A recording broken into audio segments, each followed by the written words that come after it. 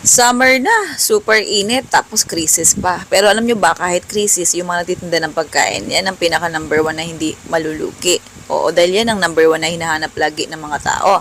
Dito sa recipe na to, habang naglalagay tayo ng yelo at 1 cup ng tubig, ayan. Alam nyo ba na pwede kang kumita rito ng 131,000 o higit pa? 6 digit yan. Ayan, whipped cream yung nilagay ko, powder. Dami, no? Kunti lang yan. Oo, pero tingnan nyo mamaya. Pakadami yan. Naalsa ng bongga. Cream cheese yung nilagay ko. Kung walang cream cheese or nagtitipid ka para mas mababa yung puhunan, yung mga keso-keso na lang na dilaw ang gamitin mo para mas mura. Oo.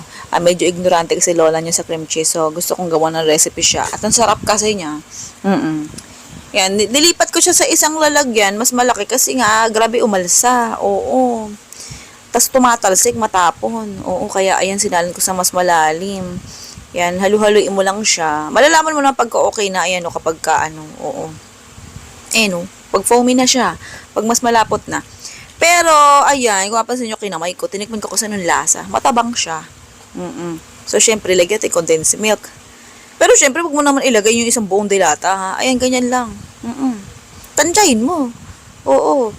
Tapos, syempre, nakulangan pa ako sa lasa ng cream cheese. So, nilagay ko na isang bloke. Yung kalahati pa. Kaya, isang buong bloke ang nalalagay natin dyan. Tapos, yung isang isang dilata ng mais. May katas yan, syempre, diba? O, isama natin dyan. Tapos, may mga nalalaglag na unti-unti. Sinala ko na, may nalalaglag pa rin. So, madali tayong kausap. Nilagyan na natin talaga ng konti. Tapos, haluin mo lang. Ganun lang. Oo. Haluin mo lang siya hanggang sa madulog mo ng bongga yung cream cheese na nilagay mo. Ganun lang. Pagkatingin mo na, halo mo na, ayan, ganyan yung texture niyan. Huwag ka mag-alala. Oo, hindi naman nakakaumay yan. Kasing tamis lang din naman to ng mga drinks na nabibili mo. Pero, syempre, depende sa dami ng yelo ang magiging tamis niyan. Kaya kahit damihan mo ng yelo to, mas okay. Tapos, sa condensed milk, nalagay ako dito, mga kalahating kutsara, bawat cups. Yung sa cups na ginamit natin dito, lagay ko na ng link kung saan mabibili. Yan yung pinaka-smaller size eh. Tapos, bawat cup, merong isang kutsara ng mais. Tapos, ito yung mixture na tinimpla natin. Dami, no? Triple ata naging dami yan. Napakadami. Yan, tansyahin mo na lang kung gaano karami.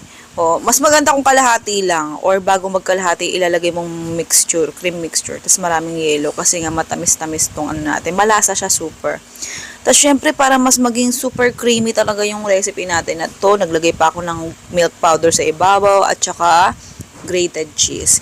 Kaya, double cheese corn yung recipe natin. Bongga, diba? Nag-iisip kasi ako ng recipe na, paano ako makakabuo ng recipe, dessert, gamit yung mga, kung ano lang yung recadong meron ako dito. Kadalasan ng mga recipe natin, ayan, wala pa sa iniisip nyo. DIY. Sariling gawa lang ng lola nyo. Okay, kaya kung gusto mo i-try ito, push mo na yun. Ang sarap nito. Oy! Oo, para kang bumili sa labas. Kahit damihan mo yung yelo, masarap. Kahit malusaw yung yelo, kahit magtubig na bongga yan. Sarap niyan, oo. Imbis na, di ba kadalasan sago, ito hindi, mais. Kaya kung gusto mong itry yung recipe natin na to, nakakaibang, oo, at pwede ka kumita ng 131,000 kung paano nga ba kitain yun, ayan, i-check mo lang yung link sa baba. Oo, sige na, love you.